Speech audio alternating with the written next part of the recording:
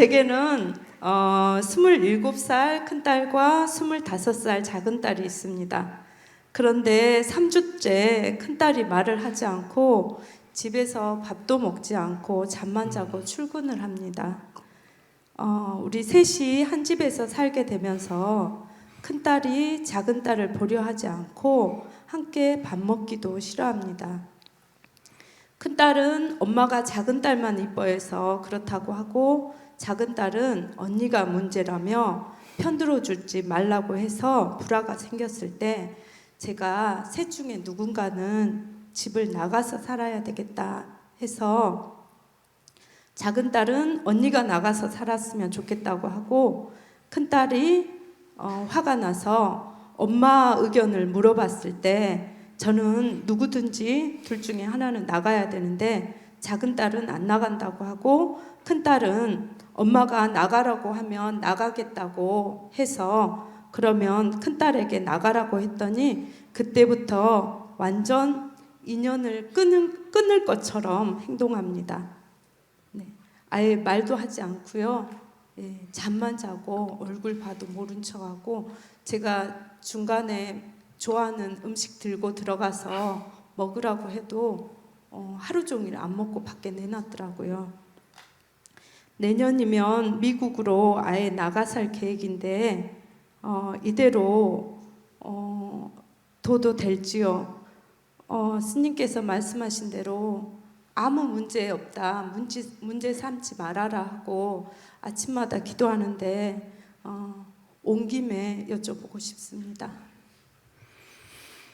네, 뭐 큰 문제는 아닌데 큰딸이 정신적으로 지금 조금 어려움에 처해 있어요. 그러니까 큰딸이 병원에 가서 진료를 받고 즉 검진을 받고 뭐 필요하면 처방을 내서 하는 게 제일 좋은 방법이에요. 근데 이거는 큰딸이 자기 스스로 그렇게 할 때만 가능하지 딴 사람이 그걸 이렇게 저렇게 할 수가 없다는 거예요.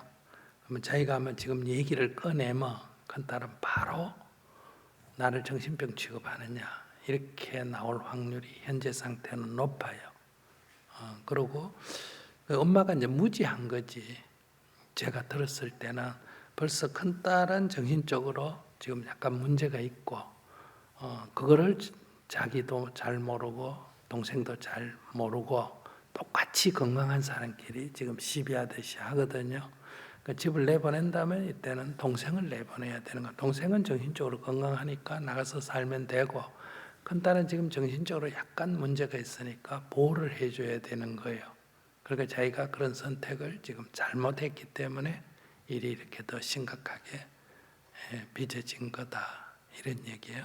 그래서 지금 병원에 가는 게 제일 좋고, 병원에 안 간다면 그냥 내버려 두는 방법이 하나 있고, 조금 나은 좀 이때는 옆에서 좀 도와줄 수 있는 방법은 현재는 작은 딸을 내보내고, 작은 딸을 내보내면 큰 딸이 약간 이제 풀어질 거예요. 근데 이 작은 딸 때문에 생긴 건 아니에요. 심리적인 그런 지금 정신적인 어려움이 있기 때문에 이제 이게 시비거리가, 동생이 시비거리가 된 거거든요. 그러니까 엄마가 이제 누구를 선택하느냐 봤을 때 동생을 선택한 거나 다름없거든요. 그러니까 이제 마음속으로 너는 엄마도 아니다 이렇게 생각을 하는 거예요. 너하고는 말도 섞기 싫다. 그러면 저기 조금 더 악화되면 어떠냐? 내가 팍 죽어버려야 너가 후회할 거야. 정신 차릴 거야. 이런 심리로 움직이면 이제 자살 위험이 높아지는 거예요. 자기의 정당함을 보여주려면, 그러니까 남을 죽이고 자기가 죽는 이런 정신질환도 있고, 이거는 이제 조울증일 때는 이런 경우가 돼요. 근데 이제 일반적인 우울증인 경우는 자기가 죽어서 내가 팍, 누구 여러분들 뭐 하다가 남편하고 싸우다가 그런 거다. 내가 팍 죽어야 너가 정신 차리겠네. 이렇게 자식한테도 감지될 때가 있잖아요.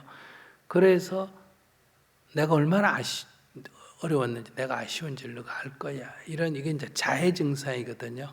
우리는 상대를, 화가 안 들으면 상대를 때리는 성향이 있고, 안 그러면 나를 자해해서 상대가 이렇게 후회하도록 하려고 하는 증상이 있다는 거예요. 심리가 그런 거예요. 그렇기 때문에 여기는 건드리면 안 돼요. 지금은 잔소리해도 안 되고 그냥 가만히 놔놓으면 돼요. 그냥 현재로서는 그냥 가만히 놔놓는 게 좋고, 약간 도와주려면 동생을 좀 안 보이게 해서 좀 방에서 좀 풀어지게 해주는 방법이 하나 있고, 그 다음에 병원에 가는 방법이 있는데, 병원 얘기는 잘못 꺼내면 부작용이 생길 위험이 있다, 이렇게 볼 수 있어요. 네, 문제가 불거지기 전에 이제 작은 딸이 집에 올 계획이 있었을 때, 오기 전에 제가 심리 상담을 좀 얘기를 했을 때, 내가 왜 나만 받아야 되냐, 내가 무슨 문제가 있느냐면서 반발을 심하게 했었습니다. 그러니까 자기가 그런 식으로 이제 지금 본인은 어떠냐면, 내가 병을 인정을 하면 내가 문제란 걸 인정해야 되거든요. 엄마가 문제거나 동생이 문제란 걸 자기는 지금 듣고 싶은데, 내가 병을 인정. 그래서 이 정신질환자가 병원에 안 가려고 그러거나 상담 안 받으려고 하는 이유는, 이걸 받아들이는 즉시 누가 문제라는 걸 인정해야 된다. 내가 문제라는 걸 인정해야 되는 거예요. 그렇기 때문에 이걸 안 받아들이는 거예요. 그래서 그냥 어쩔 수 없이 가만히 동생 보고도 그냥 조용히 건드리지 말고, 절대로 말하지 말고 있는 데 없이 지내든지, 안 그러면 동생을 내보냈어요. 만약에 조금 더 악화되겠다 싶으면 동생을 내보내는 게 좋아요. 완전히 내보내라는 게 아니라 어느 정도 풀릴 때까지 내보내는 게 좋다. 이게 언니하고 동생하고 이 경쟁 문제가 아니에요. 언니가 지금 큰딸이 심리적인 지금 어려움에 처해 있기 때문에. 그런데 그래도 크게 걱정 없는 거는, 직장이라도 나가주니까 굉장히 지금 양호한 상태예요. 조금 더 되면 직장도 못 나갑니다.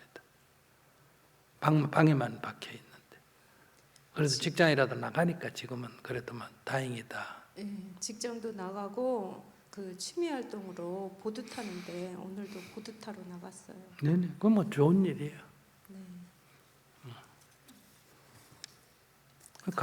자기 상관 안 하고 내버려 두든지, 자기가 조금 관여하려면 동생을 내보내서 조금 방에서 조금 이렇게 굴에 들어가 있다가 조금 기어 나오도록 하려면 동생을 내보내서 그렇게 기회를 주는 것도 하나의 방법이고, 또 동생은 또 동생대로 또 난리를 피울 거니까 그냥 할 수 없는 거예요. 그 작은 딸도 안 나가겠다고 했을 때는 그 큰 딸이 방 안에 있을 때 바깥에서 이렇게 밥 먹고 웃으면서 이러는 게 큰 딸에게는 굉장히 큰 자극이 당연하지. 되겠죠. 저끼리 좋아가 히닥거리고 노네, 이렇게 생각하지. 네, 잘 알겠습니다. 감사합니다.